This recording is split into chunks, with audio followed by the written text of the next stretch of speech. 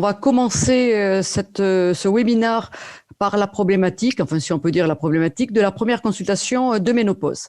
Donc vous avez sur diapositive mes conflits d'intérêts. J'assure effectivement la présidence du GEMVI depuis l'année dernière. Quels sont les objectifs de cette consultation, de cette première consultation de ménopause? Il est évident que déjà, elle est de répondre aux plaintes et aux symptômes que vont vous rapporter les patientes lorsque vous allez les voir en consultation. Ça, je crois que c'est effectivement le motif essentiel de la plupart des consultations quand vous voyez une femme qui vient spécifiquement pour cette problématique. Mais je souhaiterais et nous souhaiterions qu'au-delà de cette réponse que vous allez apporter à vos patientes, il y ait une problématique un peu plus complète qui découle de ces consultations. Effectivement, vous savez que la ménopause, ou tout au moins la carence œstrogénique de la ménopause, va pouvoir, chez certaines femmes, augmenter un certain nombre de risques de santé. Et donc, finalement, un des objectifs de cette première consultation, c'est de pouvoir évaluer ces risques, c'est-à-dire identifier les femmes qui déjà arriveraient avec un risque de santé dont on sait qu'il va être dans la plupart des cas aggravé par la carence œstrogénique de la ménopause. Et donc, dans ce cadre, eh bien, effectivement, il va falloir savoir, en fonction de ces différents facteurs de risque, adapter éventuellement une exploration cardiovasculaire, adapter une exploration osseuse, et puis adapter ou compléter des explorations mammaires. Et puis, au-delà de l'évaluation des risques de santé, il va falloir savoir informer la femme de ces différents risques. Il va falloir lui apporter une information la plus claire possible sur ces différents facteurs de risque, sur la problématique qui va être associée à la carence œstrogénique de la ménopause, et puis dans l'objectif de pouvoir leur apporter une prévention qui va passer par une éducation sur l'hygiène de vie, qu'il s'agisse de l'hygiène de vie alimentaire, qu'il s'agisse de l'activité physique, et puis également l'éviction d'un certain nombre de toxiques, au premier rang desquels figure le tabagisme. Et puis, en dehors, ou du moins en complément de ces aspects éducationnels, il va falloir pouvoir discuter avec elle des différentes alternatives thérapeutiques qui pourront lui être proposées. Elles sont bien évidemment absolument pas obligatoires pour toutes ces femmes, mais pour certaines d'entre elles, en fonction de leur plainte, en fonction de leurs facteurs de risque, vous pourrez être amené à discuter soit du traitement hormonal, soit d'une autre alternative. Alors, les symptômes de la ménopause, vous les connaissez tous très bien, hein, cette liste n'est absolument pas exhaustive et ne se veut pas complète. Néanmoins, j'ai surligné en bleu les troubles ou les symptômes dont on considère qu'ils sont pathognomoniques de la carence œstrogénique de la ménopause. Ce qui veut dire que pour des femmes qui auraient ces symptômes, la prise en charge hormonale ou la proposition hormonale est susceptible de les améliorer, voire de les corriger.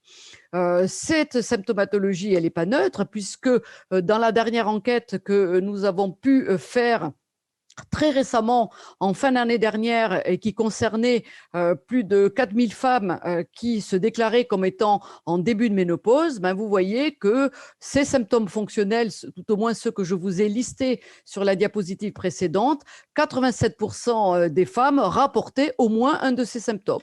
Et vous voyez qu'elles étaient plus particulièrement fréquentes en tout début de ménopause, hein, c'est-à-dire que chez les femmes entre 50 et 54 ans, 93% des femmes interrogées de cette cohorte rapportaient un de ces symptômes. Et puis, pour les symptômes génito-urinaires, mais ça, je pense que Brigitte vous en parlera de manière plus approfondie dans un instant, vous voyez que là également, les symptômes du SGUM étaient présents chez 67% des femmes qui étaient interrogées, avec une prévalence qui était peu différente selon l'âge de ces patientes. Donc, il est évident que ces symptômes, ça fait partie des éléments auxquels vous allez être confrontés à l'occasion de cette première consultation de ménopause et à laquelle vous allez devoir répondre. Les risques de santé dont je vous ai parlé en un instant, essentiellement, ils concernent deux grands organes. Ils concernent le risque cardiovasculaire et ils concernent le risque osseux. Et vous voyez d'emblée que ces risques ne sont pas neutres, puisqu'on considère que pour une femme qui débute sa ménopause à 50 ans, ce qu'on appelle le risque cumulé d'ici la fin de sa vie, pour présenter une fracture par fragilité, à savoir une fracture ostéoporotique, il est de l'ordre de 40%, ce qui veut dire que globalement, entre une femme sur 3 et une femme sur 4 qui commence sa ménopause à 50 ans fera d'ici la fin de sa vie une fracture ostéoporotique. Quant au risque cardiovasculaire, et là on parle de décès par maladie cardiovasculaire, bien pratiquement 1 sur 2, pas tout à fait, 45% des femmes qui débutent leur ménopause à 50 ans vont décéder d'une maladie cardiovasculaire. Donc, vous voyez que ce sont des risques qui sont loin d'être négligeables. Et puis, de manière un petit peu caricaturale, on les oppose au risque cumulé de faire un cancer du sein d'ici la fin de sa vie. Toujours pareil, quand on commence sa ménopause à 50 ans, qui est de l'ordre d'une femme sur 10. Alors, il est bien évidemment, il n'est pas du tout question de minimiser cette problématique du risque de cancer du sein. Malheureusement, on le met souvent très en avant en occultant les autres risques de santé auxquels va être confrontée la femme lorsqu'elle débute sa ménopause et dont la fréquence est nettement supérieure. Alors, cette première consultation, finalement, au-delà de la réponse que vous allez apporter aux plaintes fonctionnelles de votre patiente, elle a pour objectif d'identifier le mieux possible les différents facteurs de risque de ces différents problèmes de santé. Donc, on va recueillir les antécédents familiaux et personnels. La plupart du temps, du reste, ce sont des femmes que vous connaissez parce que vous les avez suivies tout au long de leur vie reproductive. Donc, la plupart du temps, vous êtes bien au courant des antécédents personnels et certainement également des antécédents familiaux. Toujours est-il qu'il va falloir refaire le point sur les facteurs de risque, du risque fracturaire, du risque cardiovasculaire et des risques oncologiques. Bien sûr, vous allez colliger les traitements que la femme prend, ce qu'elle a pris dans sa vie ou ce qu'elle prend lorsque vous la voyez. Le mode de vie, on n'insistera jamais assez sur un interrogatoire précis qui concerne l'hygiène alimentaire, le niveau d'activité physique, l'exposition aux toxiques, avec toujours pareil cette problématique liée au tabac, et puis bien sûr les symptômes, ça j'en ai déjà parlé. L'examen clinique, il n'a aucune spécificité à l'occasion de cette première consultation. C'est un examen clinique tout à fait standard. Vous allez noter son poids, vous allez noter les variations pondérales des dernières années, particulièrement celles qui sont survenues je veux dire, lors des 5 voire 10 dernières années au moment de la périménopause. On a souvent des variations pondérales qui s'expriment bien avant même l'installation définitive de la ménopause. La taille, calculer son indice de masse corporelle, et puis un élément particulièrement important qui devrait être toujours fait lors de ces consultations, c'est la mesure du diamètre abdominal, avec cette évolution de la composition corporelle qui va pouvoir être observée au travers de la transition ménopausique, et même chez les femmes qui ne prennent absolument pas de poids. Ça, c'est vraiment une constante de toutes les femmes. Alors malheureusement, beaucoup d'entre nous sont confrontés à cette augmentation du diamètre abdominal qui est associée à la transition ménopausique et qui va faire que globalement, on va passer de ce profil de poire avant la ménopause à un profil dit de pomme avec l'augmentation du diamètre abdominal dont on sait que c'est un élément très important dans l'évaluation du risque cardiovasculaire. La pression sanguine artérielle, c'était également, je vais y revenir dans un instant, un élément particulièrement important à disposer. Et puis après, l'état veineux de votre patiente, est-ce qu'elle a déjà eu une chirurgie de varices, est-ce qu'elle a déjà fait des accidents thromboemboliques veineux, et puis classiquement également, un examen de la thyroïde fait partie de cet examen général que l'on conseille au moment de la ménopause et avec une fréquence plus particulière dans certaines régions, en particulier le sud-ouest, des pathologies auto-immunes thyroïdiennes. L'examen gynécologique et mammaire, c'est un examen standard auquel vous êtes tout à fait habitué et qui n'a aucune spécificité du fait de l'installation de la ménopause. Alors, est-ce qu'il y a des examens complémentaires à rajouter à cet examen clinique? La mammographie, vous savez que le dépistage systématique, il est supposé débuter à partir de 50 ans. Là également, vous avez la plupart du temps connaissance de ces examens. Il faudra s'assurer, bien sûr, que le suivi est réalisé et que vous disposez d'une mammographie de moins de 18 mois ou 2 ans si l'on suit les recommandations. Un bilan glucidolipidique, je crois que c'est le minimum que l'on peut proposer en début de ménopause avec un dosage de la glycémie, de la cholestérolémie totale, des triglycérides et puis un fractionnement lipidique avec dosage du HDL cholestérol et calcul du LDL. Est-ce qu'il faut faire un examen densitométrique? Ça, c'est toujours la grande problématique à laquelle nous sommes confrontés compte tenu des conditions de remboursement qui est sous-tendu, comme vous le savez, par l'existence d'un certain nombre de facteurs de risque. Je rappelle juste que c'est un examen qui est peu coûteux, hein, même si dans certaines situations socio-économiques, c'est un coût non négligeable. Néanmoins, je crois qu'il y a des dépenses qui sont souvent assurées par certaines femmes qui sont beaucoup plus importantes que le coût de cet examen d'ostéodensitométrie. Néanmoins, la problématique de la réalisation de cet examen de densité osseuse, à mon sens, il devrait être totalement déconnecté de la problématique des conditions de remboursement. Alors certes, on peut s'appuyer sur l'existence d'un certain nombre de facteurs cliniques de risque que je vous ai listés sur cette diapositive et dont un certain nombre d'entre eux représentent des critères de remboursement de l'existence du remboursement de l'examen densitométrique. On peut également utiliser un certain nombre de scores de prédiction du risque fracturaire, le plus utilisé en France étant le score FRAX, qui va combiner un certain nombre de ces facteurs cliniques de risque pour calculer une probabilité à 10 ans de faire une fracture majeure ou de faire une fracture du col du fémur. Néanmoins, je tiens à insister sur le fait qu'en tout début de ménopause, et ça ne concerne encore une fois que les femmes en tout début de ménopause, c'est-à-dire globalement dans la première décade qui suit l'arrêt des règles, tous ces facteurs cliniques de risque, comme leur combinaison au travers du score de FRAX, ont une très faible spécificité pour prédire l'existence d'une densité osseuse basse. Vous voyez que la spécificité, comme la sensibilité, sont globalement de l'ordre de 50 à 60%. Ce qui veut dire en pratique que vous avez autant de chances, entre guillemets, pour dépister un faible niveau de densité osseuse par l'utilisation de ces facteurs de risque que vous en auriez de tirer à pile ou face. C'est à peu près de cette même ordre. Donc, il est certain qu'en tout début de ménopause, malheureusement, l'aide de ces facteurs de risque est pris en défaut pour juger du risque de votre patiente, risque qu'il s'agisse du risque fracturaire comme du risque d'avoir déjà une densité osseuse abaissée, et ce qui fait qu'en pratique, vous n'avez pas d'autre solution si vous voulez connaître réellement le risque fracturaire de votre patiente dans les 10 ans qui suivent, de faire une mesure d'ostéodensitométrie par absorptiométrie biphotonique à rayon X. Alors, c'est une méthode de référence, elle est largement validée. On a plus de 20 études épidémiologiques qui ont établi une relation étroite entre la diminution de la densité minérale osseuse et l'augmentation de l'incidence des fractures. C'est quelque chose qui n'est absolument pas remis en cause. Mais l'élément important, c'est que justement, en début de ménopause, elle est certainement beaucoup plus prédictive que plus tard dans la vie, ne serait-ce que parce que vous aurez un certain nombre de facteurs extra-osseux, parmi lesquels le premier d'entre eux est la chute, qui vont contribuer à ce risque de fracture. Alors qu'en début de ménopause, ces facteurs extra-osseux sont certainement moins prégnants dans l'évaluation du risque fracturaire, d'où l'importance de faire cette mesure densitométrique. Et donc, j'en viens à l'intitulé donc des RPC qui ont été établis en termes de évaluation du risque fracturaire en début de ménopause, où effectivement on vous indique bien que chez la femme ménopausée qui a un ou les plusieurs facteurs de risque de fracture, il va falloir faire l'évaluation du risque d'ostéoporose par la mesure de la densité minérale osseuse, et vous voyez qu'on a gradé de A cette recommandation, et que après, pour des raisons pour lesquelles on n'a pas tout à fait le temps, je n'ai pas tout à fait le temps de développer aujourd'hui, mais sur lesquelles on pourra éventuellement revenir, eh bien, on a recommandé la réalisation de cet examen densitométrique au cas par cas, selon chaque patiente, en fonction de la prise en charge que vous serez amené à leur proposer, et en particulier dans l'évaluation de la balance bénéfice-risque d'un traitement hormonal. Et là, c'est une cotation d'avis expert, puisqu'il n'était pas possible de grader avec un niveau beaucoup plus important.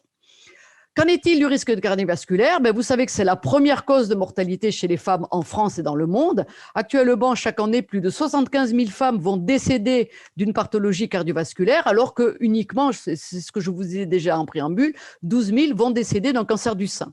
L'infarctus du myocarde, il est malheureusement en très forte progression chez les femmes jeunes, plus 5% par an chez les femmes de 45 à 54 ans, pour partie du fait de l'augmentation de la prévalence du tabac.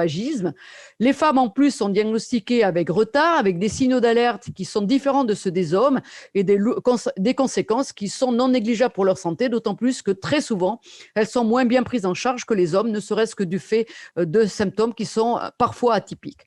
Et donc, globalement, ce risque cardiovasculaire, il est souvent méconnu chez la femme. On vit, pour beaucoup vivent sur le fait que les femmes sont protégées par rapport aux hommes vis-à-vis de ce risque vasculaire. Donc, globalement, elles sont insuffisamment dépistés et suivis aux 3 étapes clés de cette vie hormonale que sont la première contraception, la grossesse et la ménopause. Donc là également, dans les RPC, nous avons bien souligné le fait que l'évaluation individuelle du risque cardiovasculaire, c'est quelque chose qui est recommandé avec un grade A. Quels sont les facteurs de risque qu'il va falloir rechercher? Vous les avez listés sur cette diapositive. Alors, vous allez me dire, c'est peut-être le travail du cardiologue d'aller un petit peu plus loin dans la gradation de ces facteurs de risque pour mieux évaluer le risque cardiovasculaire de cette patiente. Il n'en demeure pas moins que vous, gynécologue ou médecin généraliste, vous êtes tout à fait à même d'interroger vos patientes ou de rechercher ces facteurs de risque. Et en particulier, on insiste de plus en plus sur des facteurs de risque dits émergents, puisqu'ils concernent certains facteurs de risque qui sont beaucoup plus propres à à la femme par rapport aux facteurs de risque qui sont listés au-dessus et qui sont tout à fait communs aux hommes et aux femmes. En particulier, tous les problèmes d'hypertension gravidique, de prééclampsie, d'éclampsie ou de HELLP syndrome de la grossesse, le diabète gestationnel, avec le poids de naissance des enfants qui va également être un élément important dans l'évaluation de ces facteurs de risque, la sédentarité, le syndrome métabolique, des maladies systémiques auto-immunes qui sont plus propres à la femme, comme le lupus érythémateux dissémineux en particulier, ou certaines autres pathologies vasculaires, et puis une faible adaptation cardiovasculaire à l'effort.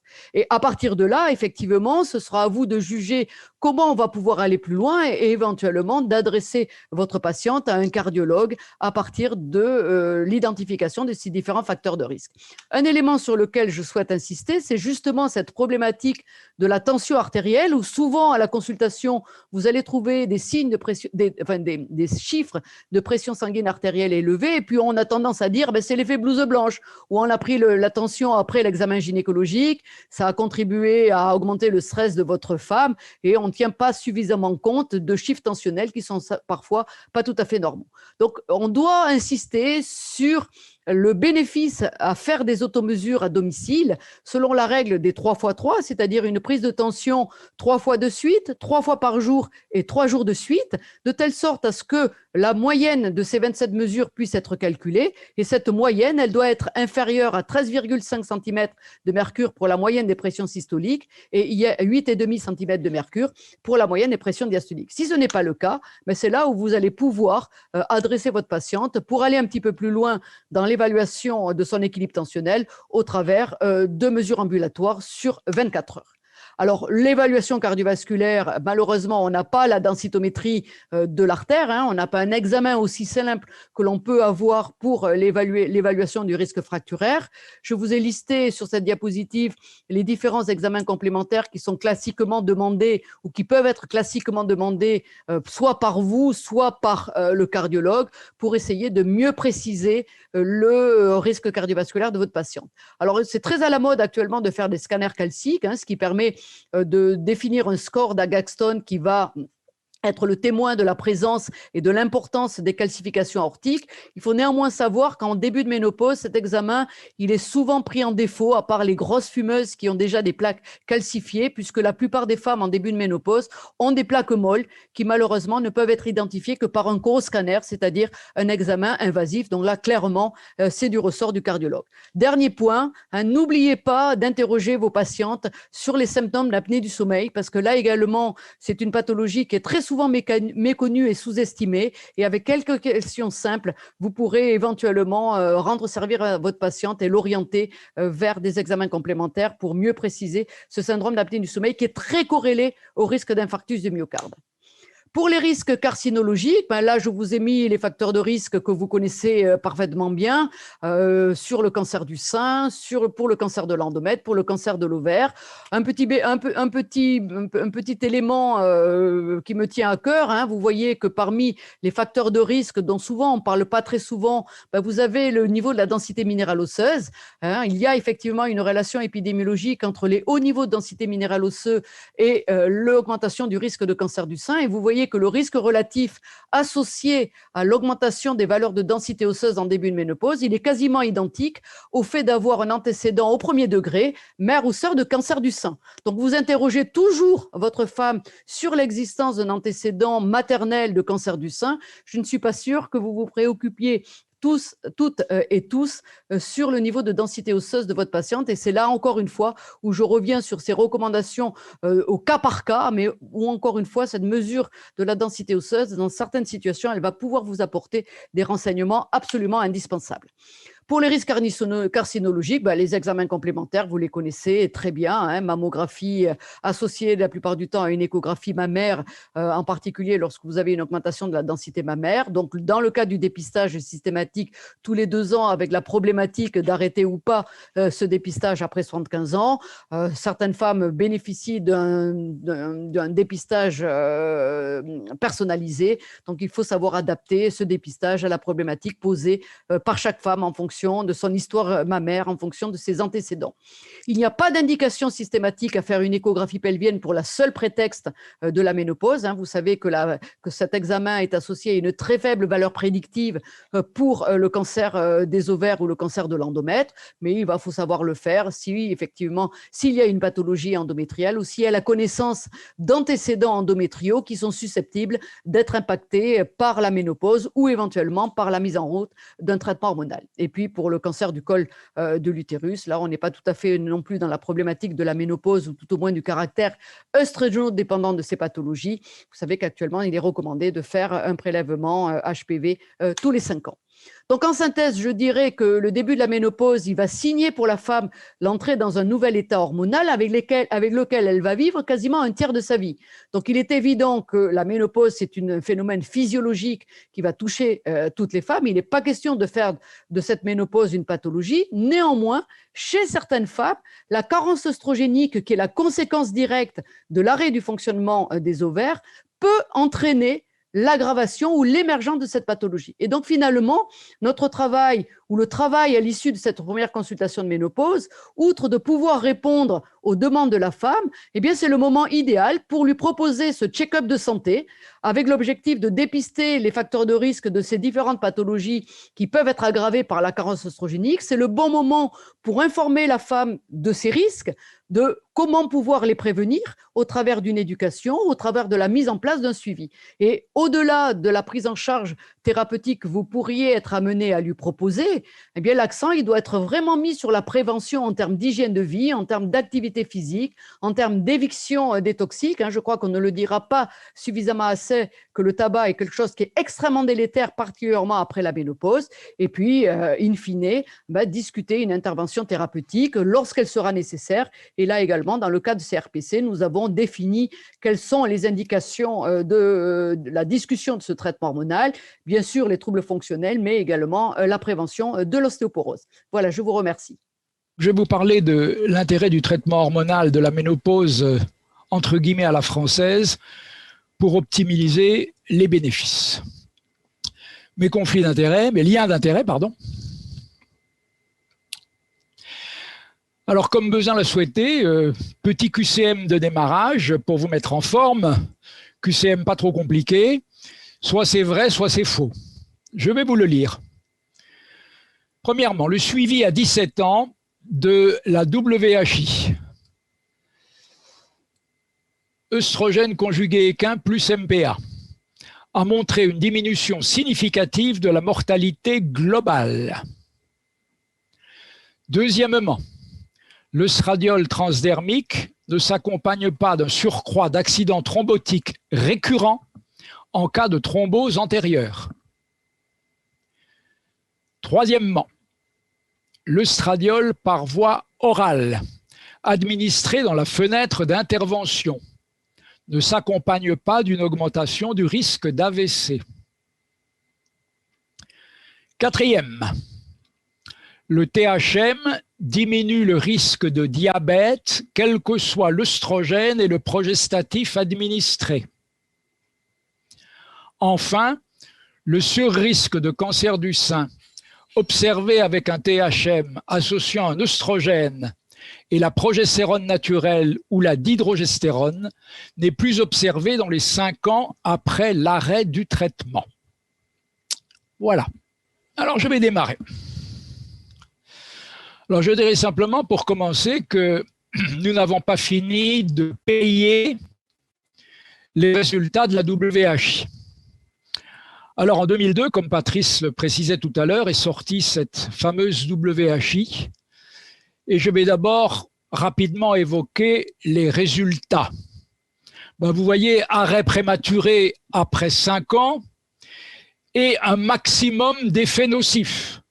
Augmentation du risque d'infarctus, augmentation du risque de thrombose avec 40% d'embolie pulmonaire en plus, augmentation du risque d'AVC, augmentation du risque de cancer du sein, et puis un doublement du risque de maladie d'Alzheimer.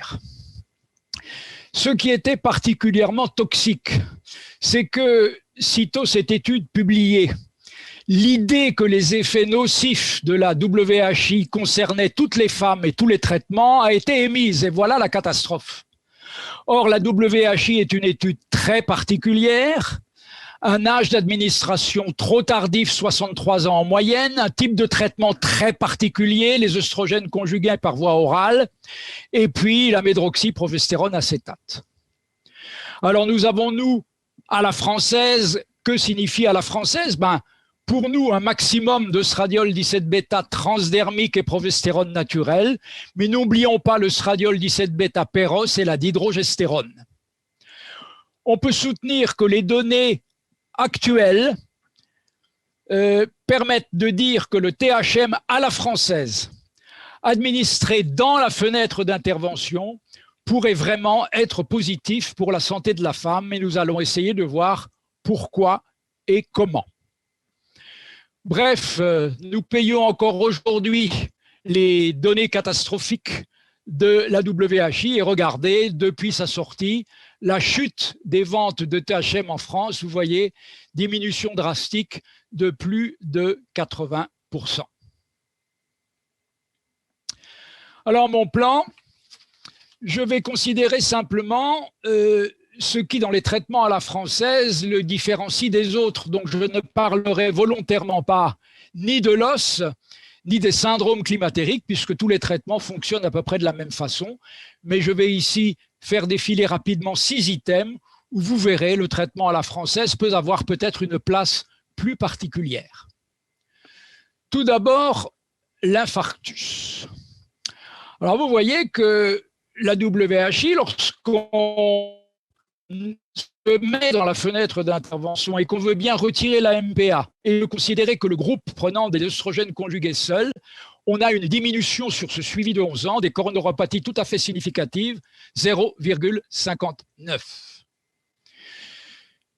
Disons tout de suite que œstradiol plus MPA et la VHI globale dans son ensemble, après 17 ans de suivi, s'est accompagné, et c'est tout à fait extraordinaire, d'une diminution significative de la mortalité globale, 0,79. Enfin, la méta-analyse de Sam Peter et l'étude Cochrane ont montré tous les deux, avec les traitements progestatifs et œstrogènes seuls, à la fois une diminution des coronaropathies tout à fait significative et de la mortalité globale. Point important, y a-t-il dans cette diminution du risque d'infarctus une place pour le stradiol transdermique? Donc malheureusement, regardez cette méta-analyse, quels que soient les traitements, péros ou transdermiques, il diminue le risque cardiovasculaire, mais le stradiol transdermique ne fait pas plus que les traitements péros. Ceci dit, on peut soutenir que le risque d'infarctus du myocarde est significativement diminué lorsque le THM est utilisé dans les 10 premières années de la ménopause ou avant 60 ans, et ce, contrairement à ce qu'affirmait la WHI. L'infarctus, la thrombose. Alors, le risque thrombotique est fonction de la voie de l'administration et de la nature du progestatif. De la voie d'administration, regardez ici ces 4 études. Esther, l'étude anglaise, le 3e, et la Million Study. Chaque fois, vous constatez la même différence. Il y a une augmentation du risque thrombotique avec les œstrogènes oraux. Il n'y a pas d'augmentation de risque avec la voie transdermique. La voie transdermique est particulièrement indiquée dans les situations à risque, thrombophilie, obésité et thrombose récurrente, où le risque n'est pas non plus augmenté. Je prendrai comme simple exemple les thromboses récurrentes. Regardez ici les études poolées lorsqu'il y a déjà eu un accident thrombotique et que vous donnez un œstrogène par voie orale, le risque thrombotique itératif est quasiment multiplié par 7. Lorsque vous donnez une voie transdermique, il n'apparaît pas augmenté du tout.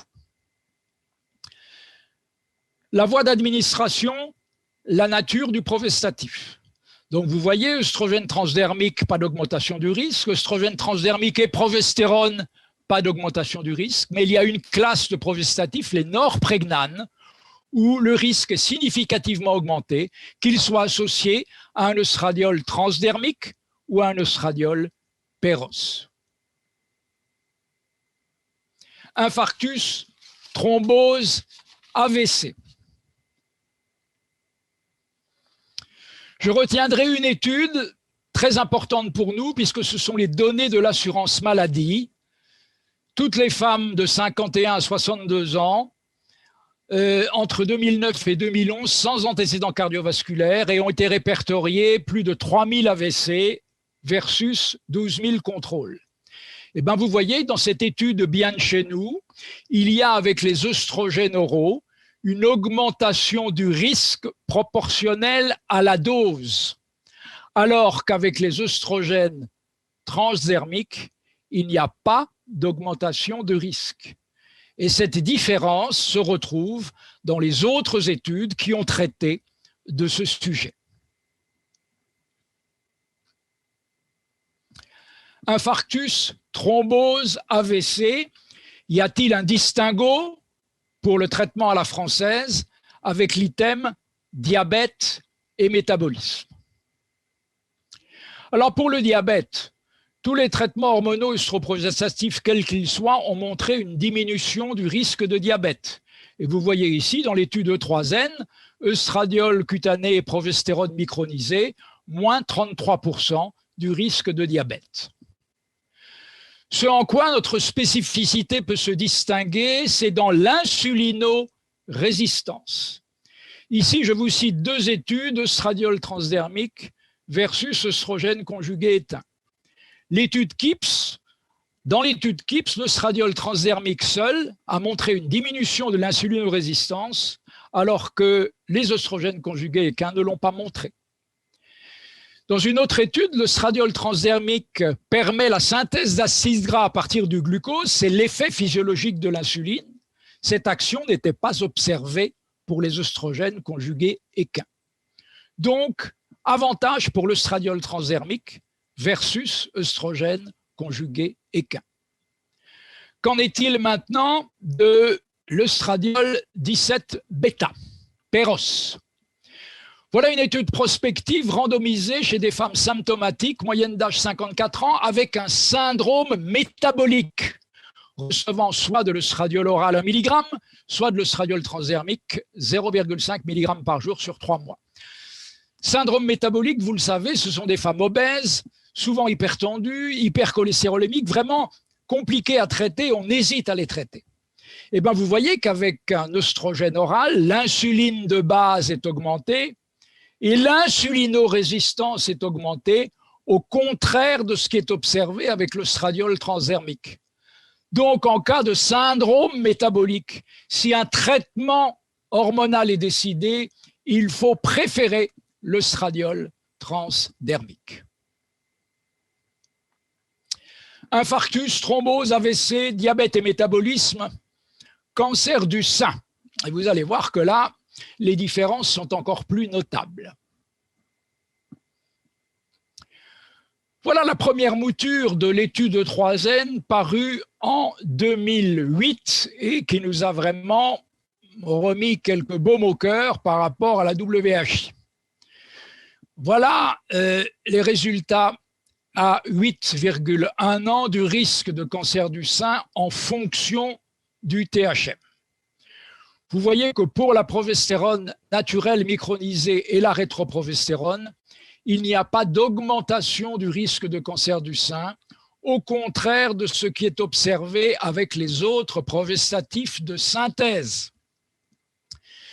Si maintenant nous actualisons, nous montrons les données actualisées de 2014 de cette étude d'E3N, vous voyez qu'on retrouve ici une absence de risque significatif pour œstrogène avec progestérone naturelle ou d'hydrogestérone donné moins de 5 ans. Vous avez un risque de 1,13 qui n'est pas significatif. Par contre, si vous donnez plus de 5 ans, progestérone naturelle ou d'hydrogestérone, vous avez une augmentation légère du risque de cancer du sein. Si maintenant nous passons aux autres progestatifs, vous voyez que donné moins de 5 ans, vous avez un risque de 1,70, tout à fait significatif, et un risque multiplié par 2 si vous donnez le traitement plus de 5 ans.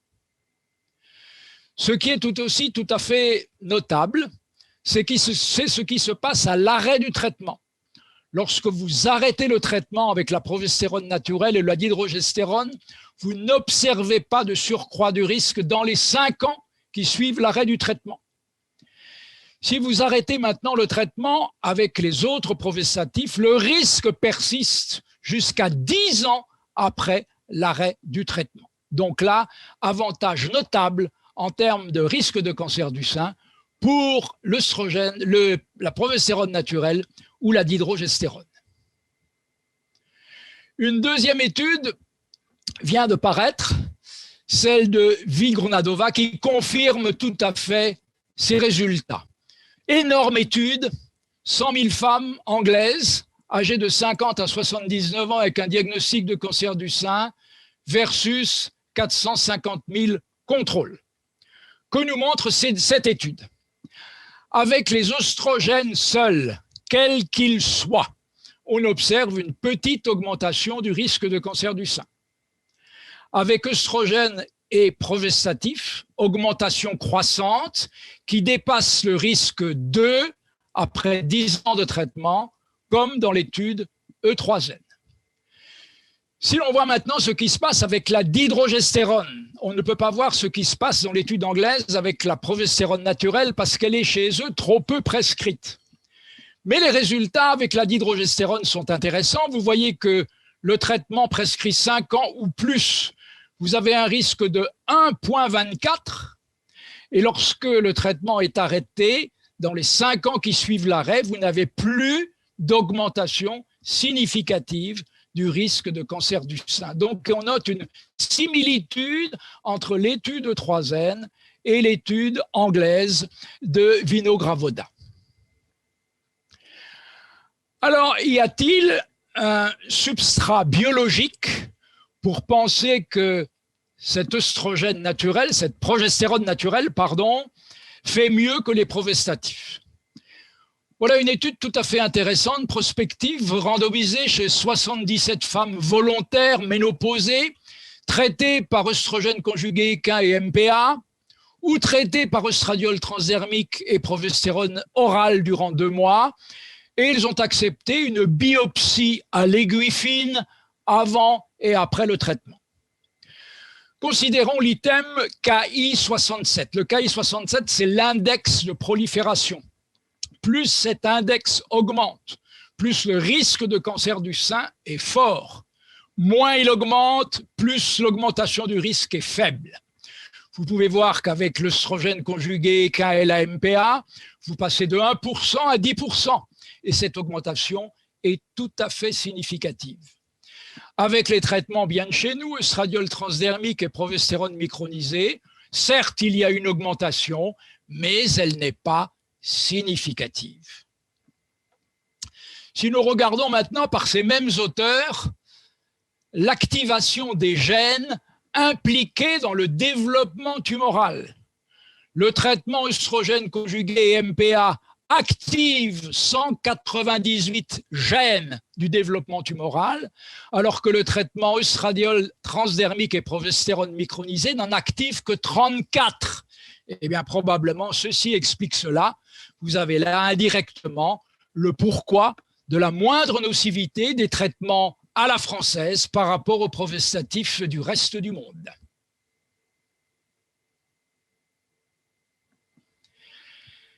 Infarctus, thrombose, AVC, diabète et métabolisme, cancer du sein y a-t-il au niveau du système nerveux central un petit intérêt à ce traitement hormonal à la française? Je retiendrai très rapidement 3 items.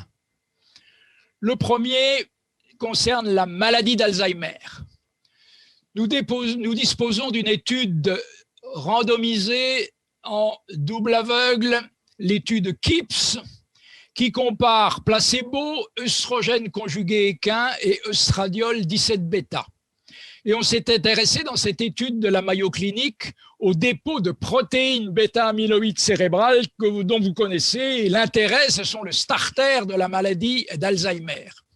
Et bien, vous voyez que dans cette étude, le fait d'avoir eu quelques années de l'œstradiol 17-bêta versus placebo réduit significativement les dépôts de protéines bêta-amyloïdes, alors que les œstrogènes conjugués équins n'ont aucun effet significatif.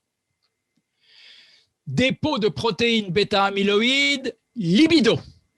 Quand nous comparons ici dans l'étude KIPS, la libido sur le score FSFI, qui est un score de référence, avec à gauche ce qui se passe avec les œstrogènes conjugués équins et à droite avec ce qui se passe avec l'œstradiol transdermique.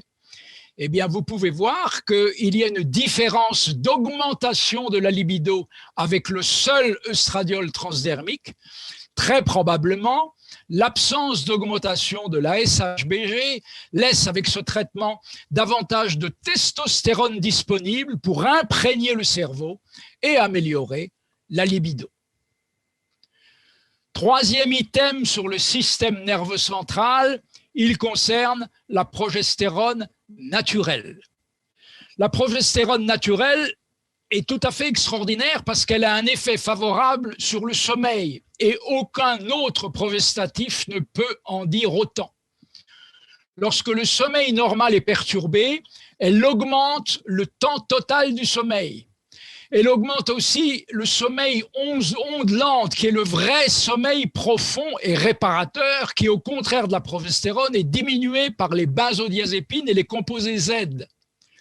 Alors c'est intéressant parce que temps total de sommeil augmenté, temps de sommeil ondes lentes augmenté, c'est quelque chose qui va freiner la maladie d'Alzheimer. Donc intérêt de la progestérone naturelle sur le sommeil. Alors maintenant, si je récapitule un petit peu sous cela, qu'y a-t-il?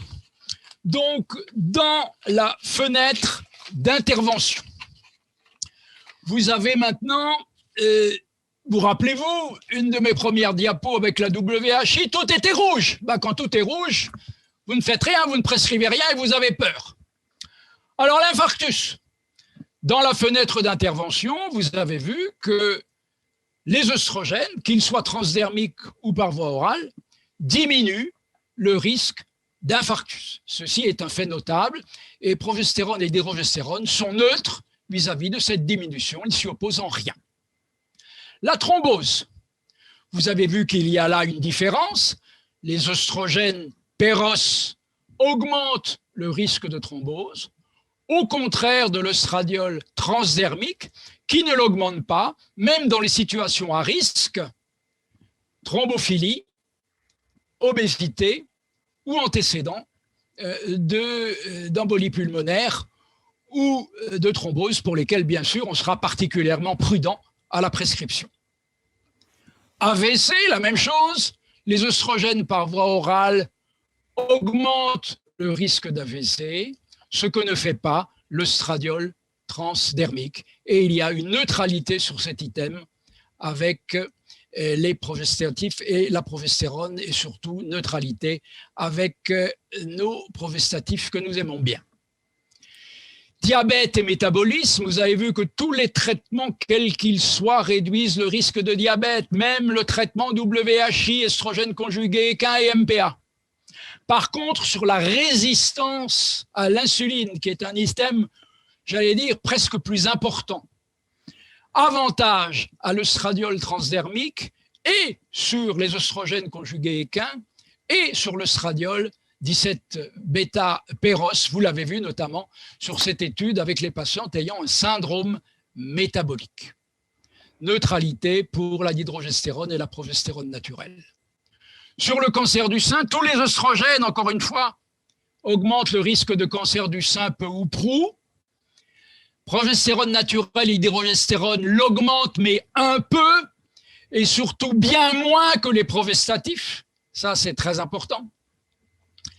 Enfin, sur le système nerveux central, avantage pour la voie transdermique concernant les dépôts de protéines bêta-amyloïdes et la libido, avantage pour la progestérone naturelle concernant le sommeil. Voilà.